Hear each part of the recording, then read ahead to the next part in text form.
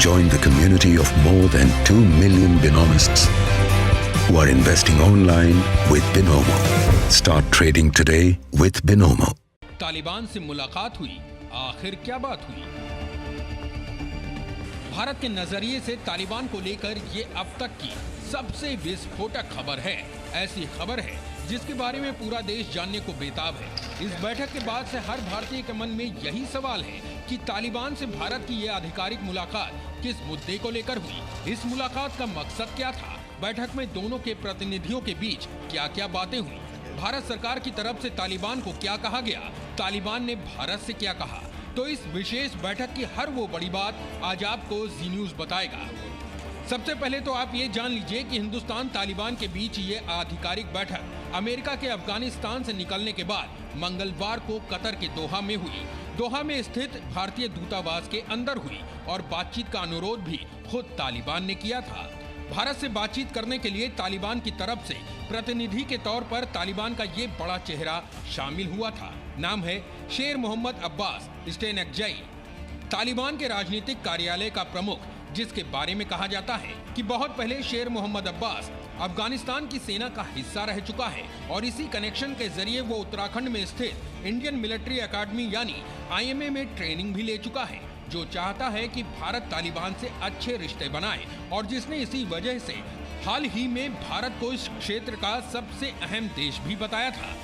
हिंदुस्तान د دې منطقې یو مهم ملک دی او موږ غواړو چې خپل کلتوري، فرهنګي، تجارتي، اقتصادي روابط چې په خوام له هند سره درلود دې ته دوام ورکړو او بلکې وده ورته ورکړو। तालिबान के इसी बड़े चेहरे ने इस बयान के बाद मंगलवार को भारत से बातचीत करने की पहल की और इसके बाद कतर में भारतीय राजदूत दीपक मित्तल से दूतावास जाकर मुलाकात की। विदेश मंत्रालय के मुताबिक इस आधिकारिक बैठक में भारतीय राजदूत दीपक मित्तल ने तालिबान को कड़े शब्दों में 3 बड़ी बातें समझा दी। पहली, अफगानिस्तान में फंसे भारतीय नागरिकों की जल्द वापसी सुनिश्चित हो। दूसरी, अफगान नागरिकों खासकर वहां के अल्पसंख्यक जो भारत आना चाहते हैं उन्हें आने दिया जाए। और तीसरी, तालिबान अफगानिस्तान की जमीन का इस्तेमाल भारत विरोधी गतिविधियों और किसी भी रूप में आतंकवाद के लिए नहीं होने देगा। जी न्यूज को जानकारी मिली है कि भारत की इन तीनों बड़ी बातों पर तालिबान के प्रतिनिधि ने अपनी हामी भरी है और भारतीय राजदूत को आश्वस्त करते हुए कहा है कि तालिबान भारत की सभी चिंताओं को ध्यान में रखेगा।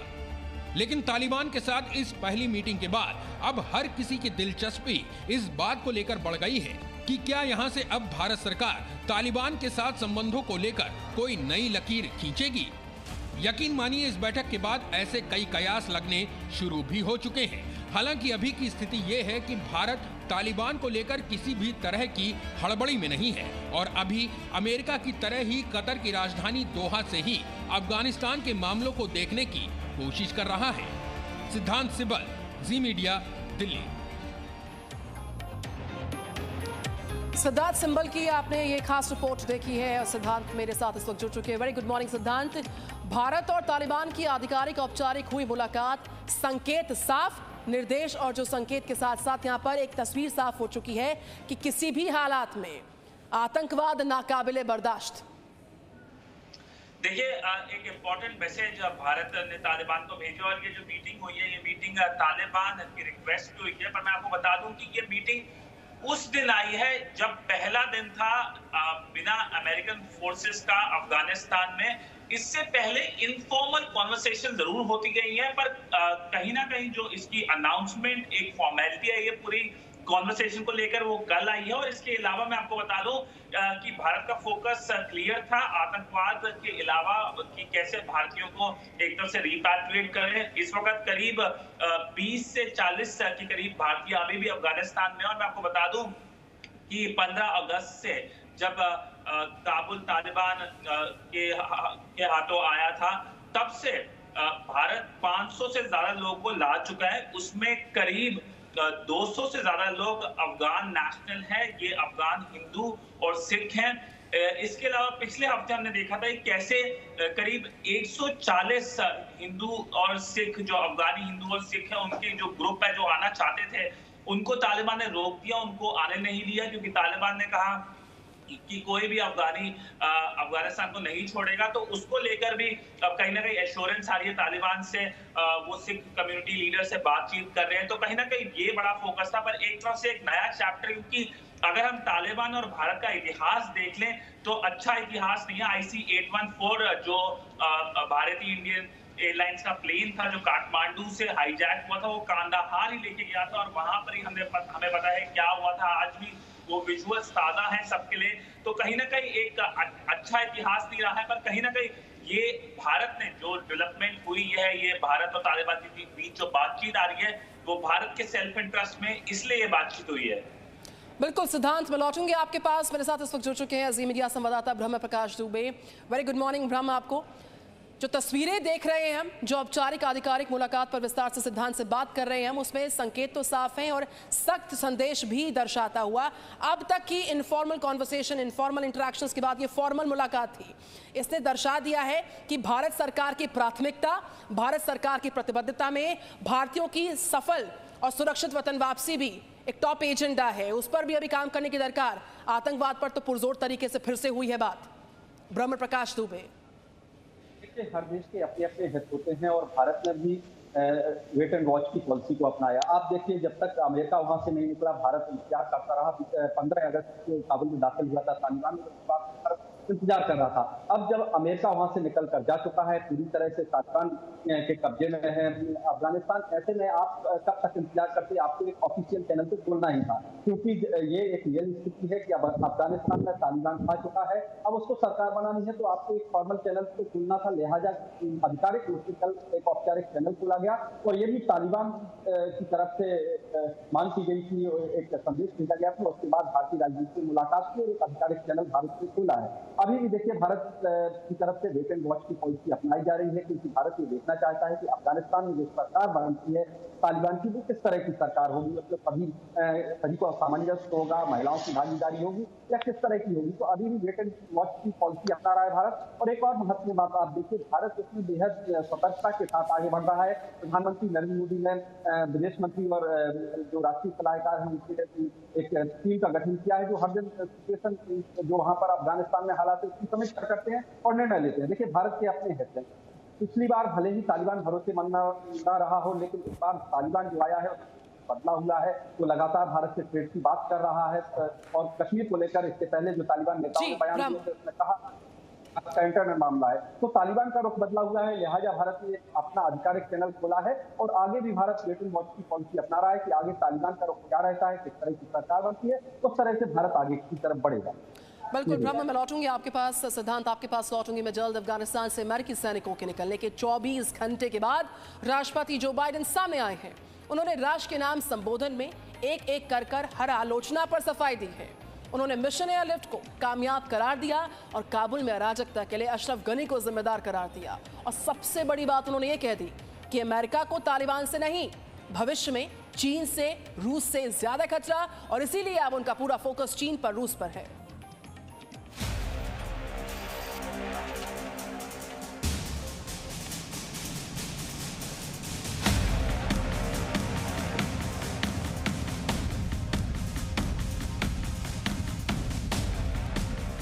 अफगानिस्तान में अमेरिका की 20 साल की मौजूदगी अब एक इतिहास है और वर्तमान में यहां अगर उसका कुछ बचा है तो वो है बस काबुल में सुपर पावर के होने का निशान।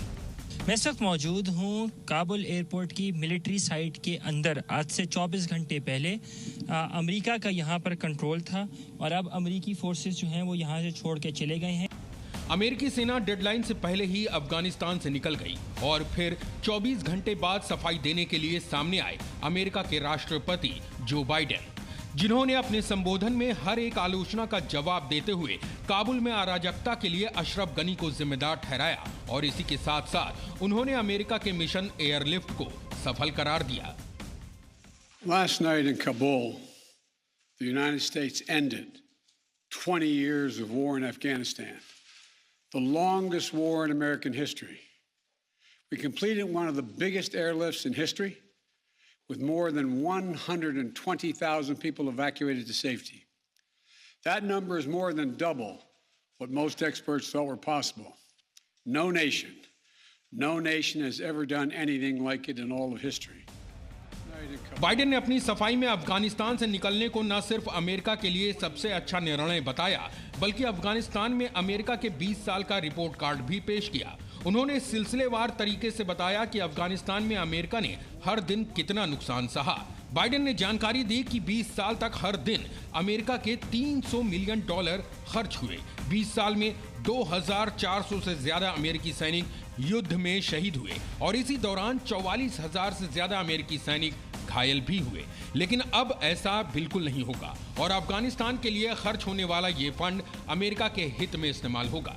हालांकि बाइडेन ने इसके बाद ये भी माना कि अफगानिस्तान से अमेरिका के निकलने की बड़ी वजह खुद तालिबान था, जो यहां वर्ष 2001 से ही लगातार मजबूत हो रहा था, जिसने अपने 5,000 कमांडरों को जेल से छुड़ाया और जिसका आधे अफगानिस्तान पर कब्जा हो चुका था। और इसीलिए अमेरिकी हित को देखते हुए अफगानिस्तान छोड़ने के अलावा दूसरा कोई विकल्प नहीं बचा था।